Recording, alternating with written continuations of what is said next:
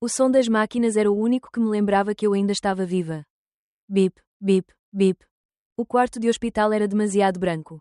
Demasiado limpo, como se alguém quisesse apagar tudo o que aconteceu. Quando abri os olhos, o mundo estava fora de foco, o teto, as linhas do soro, o rosto de uma enfermeira a perguntar se eu sabia onde estava. Demorei a responder, porque, sinceramente, eu não sabia. Os médicos tinham ligado aos meus pais. Disseram que deixaram recados, várias vezes. Mas ninguém apareceu. 3 dias. 3 dias inteiros a ouvir o eco dos passos no corredor. A luz do sol a atravessar as persianas e a desaparecer de novo. 3 dias a tentar acreditar que havia uma razão. Qualquer razão. Para aquele silêncio.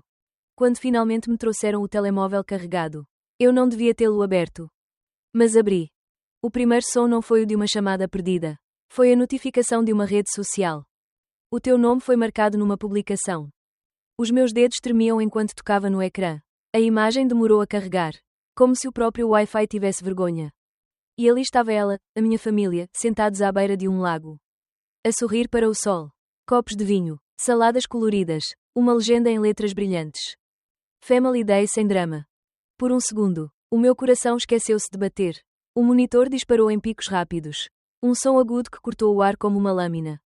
Eles tinham-me apagado. Não com raiva, não com ódio, com indiferença. Enquanto eu estava ligada a uma máquina. Eles estavam a tirar selfies.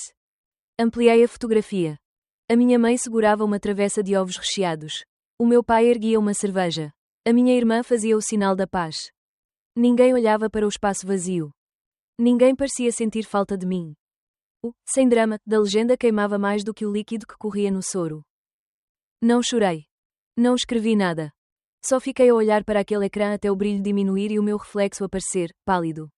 Exausto, e estranhamente calmo. Não era a calma de quem aceita. Era a calma de quem finalmente entende. E o que eu entendi foi cruel. A minha família não me perdeu por acidente, perdeu-me por conveniência. A enfermeira passou de novo. Perguntou se eu precisava de algo. Eu respondi com a voz rouca, não. Acho que já tive o suficiente. Ela sorriu sem compreender, mas eu compreendi tudo. O amor, quando vira a obrigação, apaga-te devagar, e eu tinha passado anos a deixar que me apagassem. Deitei a cabeça para trás e olhei o teto. Pensei em quantas vezes fiquei até tarde no trabalho para pagar as contas deles. Quantas vezes chamei aquilo de ser responsável. Quando, na verdade, era medo de descobrir que, sem o meu dinheiro, sem a minha ajuda, talvez nunca tivessem gostado de mim por inteiro. O bip da máquina estabilizou. E, pela primeira vez em muito tempo, senti um vazio que não doía. Um vazio limpo, como o ar antes da tempestade. Eu não sabia ainda, mas aquele foi o dia em que deixei de pertencer. O dia em que percebi que o sangue pode unir corpos, mas não corações. Fechei os olhos e imaginei o que viria depois, a conversa inevitável. As justificações. Não sabíamos. Foi só um mal-entendido. Mas no fundo, uma voz tranquila sussurrava, não esperes nada. Eles só te procuram quando precisas de salvar o que é deles. Na manhã seguinte, quando o telemóvel vibrou com 74 chamadas não atendidas e uma mensagem curta, precisamos de ti. Já não senti raiva. Senti apenas lucidez. Eles não precisavam de mim. Precisavam do meu esforço, do meu salário, da minha culpa. É pela primeira vez. Eu não ia dar-lhes mais nada disso. Olhei pela janela do hospital. O céu cinzento a abrir-se lentamente. E pensei, talvez o desaparecimento seja o primeiro passo para finalmente existir. Foi aí que decidi ligar a alguém que nunca me pediu nada, o único que me via como pessoa. Não como solução, o meu avô Joe. E sem saber, nesse telefonema começaria a minha verdadeira recuperação, não do coração, mas daquilo que ele guardava dentro. O meu avô chegou ao hospital 40 minutos depois da chamada. Casaco castanho gasto, olhos cansados, mas firmes, não trouxe flores, nem chocolates, trouxe um silêncio que dizia tudo o que eu precisava ouvir. Sentou-se ao meu lado, olhou para o monitor e murmurou. Eles finalmente conseguiram partir-te. Não foi? Eu sorri, quase sem força. Parece que sim. Não fez perguntas. Apenas abriu o tablet, colocou os óculos e disse. Antes de cortares os fios, tens de saber onde é que todos eles estão ligados. Naquele instante, percebi que ele não vinha para me consolar. Vinha para me ensinar a deixar de ser refém. Durante anos, eu tinha confundido amor com responsabilidade. Chamava-lhe ajuda, mas, na verdade, era dependência disfarçada de lealdade. O meu pai, temporariamente desempregado, já não procurava trabalho, procurava desculpas. A minha mãe, Sempre doce. Dizia, é só este mês. Mas o este mês repetia-se há 7 anos. A minha irmã Marissa vivia entre marcas de velas, podcasts e falências sucessivas, cada uma paga por mim. E a mais nova, Python, jogava o papel de pacificadora. Aquela que nunca pede nada, mas deixava recibos em cima da mesa como quem deixa migalhas de culpa. De fora, parecíamos perfeitos, a família de postal. De dentro, éramos um sistema de crédito emocional onde eu era o banco e eles os devedores sem intenção de pagar. Lembro-me da primeira vez que percebi que o amor tinha juros. Estava a jantar sozinha, numa noite de sexta-feira, depois de mais um turno extra. O telefone vibrou. Filha, o seguro do carro vence amanhã. Depois reembolso-te. A palavra depois era o equivalente emocional de um cheque sem fundos. Enquanto confirmava a transferência, senti algo dentro de mim a quebrar. Era pequeno, quase imperceptível, como o estalar de gelo antes de um colapso. Mas era o princípio do fim. O avô Joe pediu-me acesso à minha conta. A cada toque que ele dava no ecrã, mais uma ferida se abria. Transferências automáticas, débitos, co-assinaturas, uma teia invisível feita de eu ajudo. Eu pago, eu resolvo. Ele olhou para mim, sério, e disse: Tu chamas a isto amor. Mas eles chamam obrigação. É matemática diferente. Senti-me nua. Como se todas as vezes em que pensei, eles precisam de mim, se transformassem num espelho a gritar, tu precisas que eles precisem. A verdade era essa, o medo de não ser necessária tinha-me mantido de joelhos. O medo de que o amor desaparecesse se o dinheiro parasse. Recordei cada vez que a Marissa me mandou mensagens dramáticas, não me deixes cair, enquanto eu sacrificava o meu descanso. A minha saúde. Recordei a voz do meu pai. Baixa, quase paternal, és a mais forte. A mais confiável. E como essa frase, dita como elogio, soava, afinal, a sentença. O meu corpo caiu no chão do escritório. Mas o meu coração já tinha desabado muito antes. O colapso não começou com a dor no peito, começou com o primeiro sim que dei quando devia ter dito basta. O avô Joe continuava a escrever. Sereno. Sabes o que é isto? Perguntou-me, apontando para o ecrã.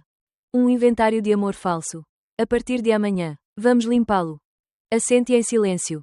Mas por dentro, o medo rugia. Se eu cortasse tudo, quem ficaria? Quem eu seria sem ser a provedora? A salvadora? A filha exemplar. Ele pareceu ler-me o pensamento e disse: A culpa é o imposto que as pessoas boas pagam antes de serem livres. As suas palavras ficaram a ecoar em mim durante horas. Como o bip da máquina. Amor, culpa, dinheiro, 3 linhas no mesmo gráfico. E todas apontavam para baixo. Naquela noite, mal dormi. Cada vez que fechava os olhos, via rostos, da minha mãe, da minha irmã, do meu pai. E todos tinham a mesma expressão, expectativa. Não de amor, mas de necessidade. Como se eu fosse a corrente elétrica que alimentava a ilusão de estabilidade. Pela primeira vez, percebi o tamanho da farsa. O que chamavam família era, na verdade, um contrato tácito de resgate. E eu era a garantia. De manhã, o sol entrou pela janela e o avô Joe estava lá, a ler o jornal como se nada fosse. Mas entre nós havia uma decisão silenciosa, amanhã íamos ao banco. E dessa vez, não seria para pagar. Peguei no telemóvel, olhei para a lista de débitos e senti o coração acelerar. Não de medo, mas de antecipação. Ia cancelar cada fio que me prendia a eles. Ia deixar o amor respirar, mesmo que fosse só o meu. Antes de sair do quarto, o avô Joe levantou-se e disse: Não te esqueças, Ava, quem te ama de verdade não mede o amor em transferências. E nesse instante, algo dentro de mim começou a mudar. Não era apenas uma mulher cansada de pagar as contas dos outros. Era alguém prestes a cobrar o que nunca teve, o direito de existir por si. O banco cheirava a metal e silêncio. O chão brilhava demais, como se alguém tivesse passado cera para esconder as marcas de quem ali entrou a desabar. Sentei-me ao lado do avô Joe, as mãos suadas, o coração a bater num ritmo que não era ansiedade, era luto. A funcionária perguntou: Querem cancelar todas as ordens permanentes? O avô respondeu antes de mim: Sim, todas. Ela olhou-me, talvez à procura de hesitação. Eu não desviei o olhar. Sim, confirmei, todas. Enquanto ela clicava no ecrã, eu via o meu passado a desaparecer linha por linha. Marissa, 480 € mensais. Python, 250 €. Mãe, seguro do carro. Pai, hipoteca da casa que já não é minha há anos. Cada clique era um corte invisível. E com cada corte, o peito apertava e depois aliviava, como se o ar, preso durante anos, finalmente encontrasse espaço para entrar. Quando saímos, o avô Joe parou à porta do banco. O vento frio fez-lhe tremer o jornal que sempre trazia debaixo do braço. Sabes o que fizemos lá dentro? Perguntou. Apagámos dívidas. Não, disse ele. Fizemos um inventário da dor. Olhei para ele, confusa, e ele explicou. Cada euro que saiu da tua conta foi um pedaço do teu coração. Hoje, começaste a recuperá-los. A frase ficou a ecoar. Um inventário da dor. Sim. Porque o dinheiro não era o que doía era o amor que eu pensava comprar com ele. Voltámos para a casa dele. A sala cheirava a café e madeira antiga. Ele espalhou os papéis sobre a mesa, recibos, faturas, comprovativos. Vamos ver até onde isto vai, disse, abrindo o portátil. A cada linha, uma memória. A vez que paguei o curso de verão da Python porque ela precisava de inspiração artística. A viagem romântica da Marissa para Roma, que eu cobri, só desta vez. O atraso da hipoteca do meu pai, que me fez trabalhar 2 turnos seguidos. O avô digitava rápido, com precisão de contador. Eu olhava para o ecrã, mas via rostos, gestos, mensagens antigas. Obrigada, és a melhor. És tão generosa, mana. E por trás de cada elogio, o mesmo subtexto, tu resolvê. Nós existimos. A meio da tarde, ele levantou-se, foi à cozinha e voltou com 2 cafés. Estás a sentir-te culpada? Perguntou. Assenti. Boa, é sinal de que ainda és humana. Mas lembra-te, a culpa é o último grito da manipulação antes de morrer. Bebi o café em silêncio. Lá fora, o céu cinzento começava a abrir, como se o mundo também respirasse comigo. Horas depois, a mesa estava coberta de papéis e lágrimas invisíveis. O avô pousou a caneta, endireitou os óculos e disse: Está feito, agora sabes o tamanho da ferida. Olhei para a planilha que ele montara. 7 anos. Mais de 38.000 euros. De amor comprado. De paz fingida. Ele suspirou. Sabes, quando trabalhei no escritório de advogados, vi muita gente perder tudo. Mas quase ninguém perde por ganância. Perde por amor mal contado. Eu sorri, cansada, mas grata. E agora? Perguntei. Agora comes qualquer coisa e dormes. Amanhã, vamos começar a construir o que é teu. À noite, deitada no quarto de hóspedes, abri o telemóvel. Tinha dezenas de mensagens novas. Por que é que bloqueaste o pagamento? Ava. Precisamos falar. Não faças isto à tua família. E uma do meu pai. Estás a destruir tudo o que construímos. Li em voz alta, só para sentir o peso das palavras. Depois ri, um riso seco, sem alegria. Tudo o que construímos, eu construí, eles habitaram. Bloqueei o número e fechei o ecrã. O som do clique foi tão pequeno, mas dentro de mim soou como uma libertação. Na manhã seguinte, o avô Joe estava de pé à janela, a ver os primeiros raios de sol. Como dormiste? Como quem está a aprender.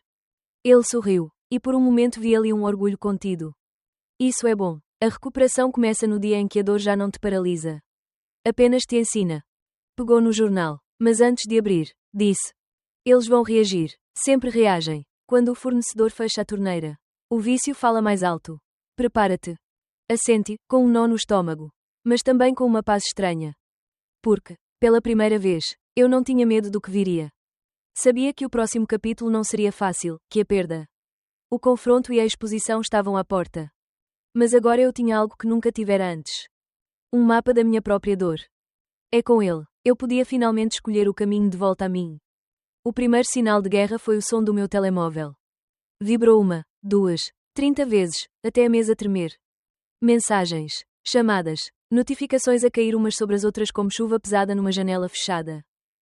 A primeira foi da minha mãe. Filha, o que aconteceu? Por que bloqueaste os pagamentos? O teu pai está preocupado. A segunda, mais direta, da Marissa. Ava, por favor, preciso da renda. Isto é uma confusão. Não faças drama. A terceira, do meu pai. Tudo o que construímos está a desmoronar. Liga-me agora. Tudo o que construímos. A frase martelava na cabeça como um eco antigo. Mas agora soava falsa, porque nós nunca existiu. Sempre fui eu. Bloqueei as chamadas. Silêncio. Por um instante, pensei que tinham desistido. Mas o silêncio foi apenas a pausa antes da tempestade. 2 dias depois, acordei com o som do motor de um carro. Levantei a persiana, o meu pai estava lá embaixo. Dentro do carro, a olhar fixamente para a minha janela. Não saiu, não tocou à campainha, apenas esperou. Como um cobrador à porta de uma dívida antiga. O avô Joe aproximou-se. Olhou pela janela e disse calmamente. Eles não vêm pedir desculpa. Vêm tentar restaurar o sistema. Que sistema? Perguntei. O que vivia do teu medo. Fechei a cortina. O coração batia rápido, mas não de pânico, de lucidez. Sabia que, desta vez, não ia abrir a porta. Naquela noite, a internet explodiu. A Marissa tinha publicado um vídeo. Chorava diante da câmara, a voz trêmula, o rosto borrado de maquilhagem. A minha irmã está doente. Às vezes, a saúde mental não tem cara. Nós só queremos ajudá-la, antes que seja tarde demais. A legenda dizia, #rezem por Ava. Os comentários enchiam-se de corações, de frases feitas, de desconhecidos a dizer que eu era ingrata. Fria, cruel. Senti o estômago revirar. Não bastava terem-me apagado, agora precisavam reinventar-me. Transformar-me num personagem trágico. Num caso clínico que justificasse as falhas deles. Mostrei o vídeo ao avô Joe. Ele não disse nada. Foi até ao móvel, pegou no telefone e fez 3 chamadas curtas. Precisas. Depois voltou a sentar-se. Vamos responder com factos, não com lágrimas. 48 horas depois. Tínhamos tudo. Os documentos da hipoteca, as transferências de crédito que o meu pai usara para pagar as dívidas da Marissa. As provas das assinaturas falsas. O advogado do avô, um homem seco, de voz tranquila, preparou as notificações legais, denúncia por fraude, ordem de não contacto, e uma queixa por difamação. Enquanto ele lia em voz alta, senti um nó na garganta. Estás com medo? Perguntou o avô. Não, só cansada. Cansaço também é coragem, quando vem depois de anos a aguentar. Assinei os papéis com a mão firme. Cada traço da caneta era uma cicatriz transformada em fronteira. Do outro lado do ecrã, o espetáculo deles continuava. A Marissa postava fotos de infância nossas, com legendas a dizer, não é tarde demais para curar. A minha mãe deixava comentários religiosos. O meu pai partilhava frases sobre família acima de tudo. Ironicamente, o público começou a duvidar. Alguém fez uma montagem, o vídeo das lágrimas ao lado da publicação antiga, Family Day sem drama. Os comentários inverteram-se em poucas horas. Se estavam tão preocupados, onde estavam quando ela estava no hospital? Isso é amor ou marketing? A maré virou. As colaborações da Marissa foram canceladas. As mensagens de apoio tornaram-se críticas. O império digital que ela construíra com sorrisos falsos desabava como um cenário de papel. Eu não escrevi nada. Não publiquei. Não me defendi. Só observei o fogo consumir a ilusão que durante anos me fez sentir pequena. Uma tarde, o correio trouxe um envelope castanho. Dentro, um novo plano. Os meus pais tinham contratado um advogado para pedir tutela temporária sobre mim. Um documento frio, com palavras que soavam a insulto, incapaz de gerir os próprios bens devido à instabilidade emocional. O avô Joe suspirou. Sabia que iam tentar isto. E se conseguissem? Perguntei. Não vão. Já transferimos tudo para o teu nome. E o teu médico já enviou o relatório. A verdade está do nosso lado. Ele pousou a mão sobre a minha. Com um gesto firme. Eles não querem o teu bem. Querem recuperar o controlo. E controlar é o vício mais difícil de curar. Senti as lágrimas subirem. Não de tristeza, mas de fúria antiga. Fúria por todos os anos em que confundi manipulação com amor. Nos dias seguintes, as notícias espalharam-se. O tribunal rejeitou o pedido deles, falta de fundamento. No mesmo dia, a Marissa desapareceu das redes sociais. A mãe ligou-me. Deixou uma mensagem curta. Filha, podemos conversar? Apaguei-a sem ouvir até ao fim. Porque, pela primeira vez, eu não queria respostas, queria silêncio. E o silêncio, agora, era finalmente meu. À noite, o avô Joe trouxe-me uma chávena de café. Sabes, às vezes, não é preciso lutar, basta parar de ser o campo de batalha. Olhei pela janela. A cidade estava calma, mas dentro de mim algo renascia, uma paz sem culpa. Sem obrigação. Não era o fim da guerra. Era apenas um momento em que deixei de ser prisioneira dela. O envelope chegou numa manhã chuvosa. A cor era castanha, pesada, o tipo de papel que parece ter guardado segredos durante demasiado tempo. Não trazia o carimbo de nenhum tribunal, vinha diretamente da casa do meu pai. O carteiro estendeu-me com um olhar curioso. E eu soube, antes de abri-lo, que aquilo não era uma carta. Era uma armadilha. Sentei-me à mesa, o som da chuva a bater nas janelas como um relógio impaciente. Rasguei o selo. Lá dentro, uma folha escrita à mão. A letra tremida, mas familiar. Li em silêncio, palavra por palavra. Em caso da minha morte, Todos os bens serão deixados à família que mantiver a união. Ava será deserdada até que reconcilie com os seus. Sorri. Não de ironia, de cansaço. A mesma velha chantagem. Agora com tinta e papel timbrado. A herança transformada em corrente. O amor. Outra vez. Calculado como um balanço financeiro. O avô Joe aproximou-se. Olhou por cima do meu ombro e murmurou. Eles ainda acreditam que te podem comprar. Coloquei a folha sobre a mesa. Alisei-a com os dedos. Pensam que quero o dinheiro. E o que queres? Perguntou ele. Silêncio. Fiquei a olhar para o testamento durante longos minutos. As palavras pareciam dissolver-se, como se a chuva lá fora as apagasse. Não senti raiva. Senti um vazio tranquilo, quase sagrado, a ausência de esperança que finalmente deixa espaço para a paz. Durante anos, aceitei migalhas de afeto disfarçadas de dever. Agora, até a décharance soava a libertação. Perder tudo era a única forma de recuperar o que sempre foi meu, o direito de existir sem pedir licença. Levantei-me, fui até à estante e tirei o dossiê que o avô Joe preparara, o mapa de cada pagamento. Cada sacrifício, cada renúncia. Coloquei o testamento por cima. 2 vidas sobrepostas, a que eles construíram com a minha culpa.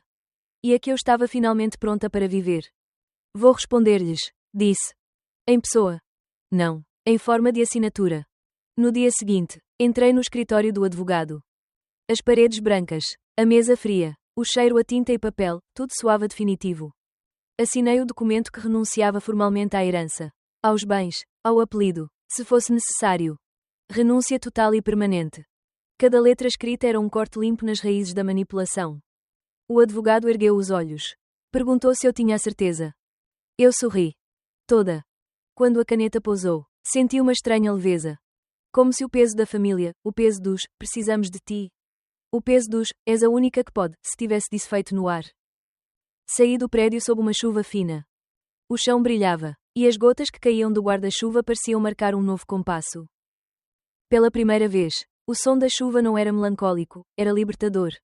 À noite, o avô Joe trouxe 2 chávenas de chá. E agora? Perguntou. Agora posso finalmente descansar. Ele sorriu. Aquele sorriso pequeno que nunca chegava aos lábios. Mas aquecia o ar à volta. Sabes, Ava, a paz é cara, mas tu conseguiste o desconto. Rimo-nos baixinho. Um riso sereno, limpo. O tipo de riso que só vem depois da dor. Olhei pela janela. A cidade lá fora refletia as luzes nos vidros molhados. Pensei em todos os momentos em que corri atrás de um amor que só existia nas fotos. Nas frases públicas, nas promessas condicionais. E percebi, o que eles chamavam de união familiar era, na verdade, dependência. E o que chamavam de perdão, controle. O silêncio entre mim e o avô não era incômodo. Era o som exato da liberdade. Nessa noite, antes de adormecer, o telefone vibrou mais uma vez. Um número desconhecido. Não atendi. Deixei-o tocar até parar. É no eco que ficou. Senti o coração bater sem pressa. O último golpe deles falhou. Porque, desta vez, eu não estava a lutar, estava apenas a não voltar atrás. 2 semanas depois, partimos ao amanhecer. A estrada ainda estava molhada da chuva da noite anterior. E o céu abria-se num tom pálido. Quase tímido, como se também ele tivesse medo de recomeçar. O avô Joe sentou-se ao meu lado no carro, o chapéu velho inclinado para trás. E disse apenas: Vamos ver as montanhas antes que o inverno as esconda. Não levei quase nada, uma mala pequena, o portátil, 3 fotografias antigas. Deixei para trás o resto, os móveis, os documentos, as lembranças pesadas. Há coisas que não se empacotã, porque o que nos libertam não cabe numa caixa. Enquanto o carro atravessava as curvas da serra, percebi que o silêncio já não me assustava. Antes, o silêncio era castigo. Agora, era um espaço limpo, onde podia respirar sem culpa. A casa ficava num planalto rodeado de pinheiros. Cheirava a madeira úmida e vento. As janelas deixavam entrar o sol da manhã, um sol leve, que não exigia nada. As primeiras semanas passaram devagar. Trabalhava remotamente, algumas horas por dia. O resto do tempo passava a ouvir o som do vento a bater no telhado. Ou a ver o avô Joe a ler o jornal na varanda. Com aquele ar de quem sempre sabe o que dizer, e, mesmo assim, escolhe o silêncio. Houve dias em que o telemóvel ainda vibrava. Mensagens de primos, de conhecidos, até de estranhos que viram o meu nome online. Uns perguntavam, o que realmente aconteceu? Outros diziam, vi o vídeo da tua irmã. És forte. Mas eu não respondia. Não porque quisesse esquecer, Mas porque finalmente compreendia, a minha história não precisava de testemunhas para ser verdadeira. Às vezes, à noite, o avô Joe falava do passado. Sabes, Ava, o amor não devia pedir tanto. Quando o amor começa a custar-te a saúde, a paz e a dignidade, já não é amor, é dependência. Ficava em silêncio a ouvir, com as mãos à volta da caneca de chá quente. E pensava em tudo o que perdi, a ilusão de ter uma família unida. A fé infantil de que o sacrifício compra carinho. Mas também pensava no que ganhei, o direito de descansar, de escolher, de dizer não. Percebi que a paz não é ausência de conflito, é ausência de medo. E o medo tinha sido a linguagem secreta da minha casa durante anos. Medo de desapontar. Medo de não ser amada. Medo de ser deixada. Agora, finalmente, o medo tinha partido. Um fim de tarde, enquanto o sol descia atrás das montanhas, o avô Joe pousou o jornal e disse: Conseguiste. Olhei para ele, sem entender. Consegui o quê? Quebrar o ciclo. Não foi fácil, mas fizeste o que muitos passam a vida inteira a evitar, escolheste-te a ti mesma. Sorri. Custou-me tudo. Ele riu-se baixinho. Esse é o preço com desconto. Ficámos ali, em silêncio, a ver o céu mudar de cor, do laranja ao azul profundo. Do medo à serenidade. Naquele instante, percebi que, afinal, vencer não é punir quem te magoou. Vencer é não deixar que a dor defina quem és. À noite, antes de adormecer, pensei nos rostos deles. Na minha mãe, que talvez ainda esperasse uma chamada. No meu pai, que confundiu controle com proteção. Na Marissa, perdida entre seguidores e culpa. E pela primeira vez, senti compaixão, não como perdão, mas como libertação. Porque amar não é insistir, é compreender o momento de parar. E eu parei. Parecer frieza para quem nunca soube o que é paz. Mas para mim, foi renascimento. Agora, os dias são simples. Acordo cedo, faço café preto, abro a janela e deixo o vento frio entrar. O som do vento já não é ameaça. É lembrança de que estou viva. Às vezes, penso que a vida se resume a isto. Saber quando fechar uma porta e ter coragem de não voltar a abri-la. Se alguma vez te chamaram egoísta por escolheres a tua própria paz, lembra-te disto. Silêncio não é desistência, é sobrevivência. Eles podem ficar com os bens, com as publicações, com as versões inventadas da história. Eu fico com o que é meu, a calma, o riso e a vida que reconstruí das cinzas. E se tu, que me ouves agora, já tiveste de afastar-te do teu próprio sangue para te curares? Partilha a tua história.